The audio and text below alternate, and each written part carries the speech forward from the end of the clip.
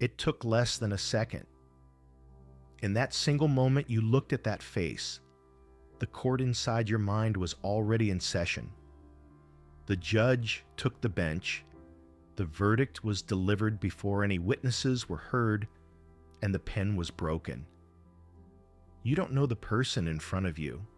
You don't know their name, whether they tossed and turned all night from insomnia, what they feared most as a child, or how much money they have in their pocket right now.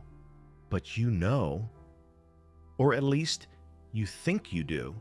The thin-framed glasses whispered that they were intelligent and well-educated. That slight asymmetry in their smile sent a vague, originless signal, untrustworthy. Your mind, that dark, impatient archivist, immediately stepped in. It grabbed that person and threw them next to the similar prototypes you've seen before in movies, novels, and memories. A label was attached. This man is dangerous. This woman is fragile. You relaxed, because uncertainty is your oldest enemy. Not knowing what something or someone is triggers the same ancient fear as hearing a rustle in the bushes and not knowing whether it's the wind or a tiger. So instead of searching for the truth, you accept a familiar lie. Right now, at this very moment, you are standing in the middle of the biggest trick your own mind ever played on you. In psychology, this is called the Representativeness Heuristic. But let's call it what it really is, the glamorous mask of your mental laziness. Why do you do this? Why do you keep judging books by their covers, even though you criticize that very habit? Because you're tired. The world is an impossible mass of data. Every second, millions of colors, sounds, smells, and possibilities rain down on you. If you tried to analyze every person, every object, every situation from scratch, your brain couldn't handle the energy cost. You'd collapse where you stand. So your mind takes the ruthless shortcut evolution gave it: similarity. Your mind tells you this: look, this man resembles your mental template of a successful businessman. He wears a suit. His watch is expensive. He walks confidently. So he must be successful and competent. But statistics, that cold, emotionless truth, whispers the opposite. Maybe that quiet, shy woman you took for a librarian is actually a nightclub owner. Statistically speaking, there are far more business owners in the world than librarians. But you don't like mathematics. You like stories. You don't like probabilities. You like types. You buy the book with the beautiful cover, even when its pages are empty. This mechanism doesn't just label others, it cripples your ability to perceive reality.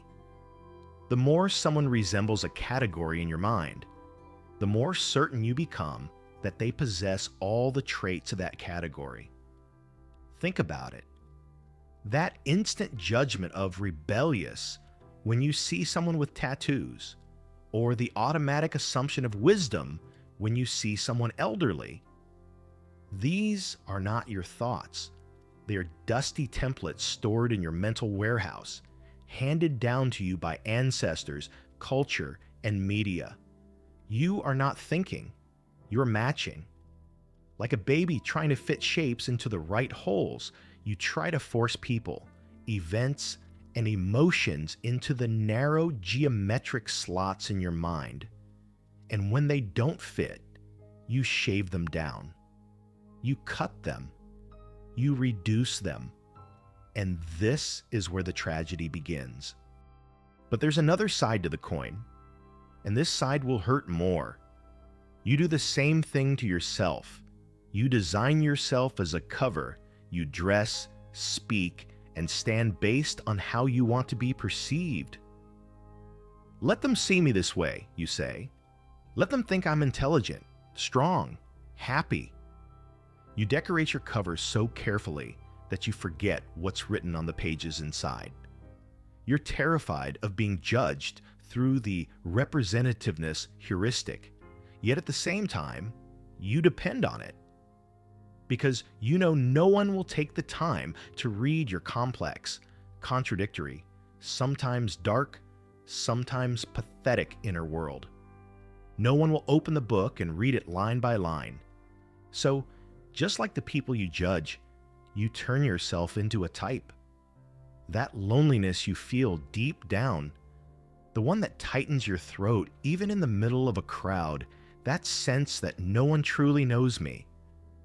You are responsible for it. Because you don't truly know anyone either. You just glance at the covers and move on. Look around you, at the room you're in right now, at the bus you're riding, at the sidewalk you're walking on. Every face you see is an unread novel. That boring man might go home every night and paint with a passion you can't even imagine. That happy couple might actually be each other's hell. You can't see it because you're not looking. You're just scanning. Leaving your mind's autopilot is painful. It creates friction. It costs energy, but it's the only way to touch reality. The next time you look at someone and feel that automatic judgment appear, stop. Catch the thought, I'm judging right now. I'm being lazy right now. I'm turning a human being into an object. The moment you notice this, the spell of representativeness breaks. The illusion dissolves. The figure in front of you gains depth. No longer a type, but an individual. Maybe life isn't about finding the right answers. Maybe life is about resisting the easy, shiny, seductive wrong ones our minds offer us. Don't close the cover. Do you have the courage to turn the pages? Remember this, to someone else, you are only an image. In someone else's lazy mental courtroom, you too were judged, and the pen was broken. And just as their verdict about you is far from your truth, your verdict about them is just as far from reality.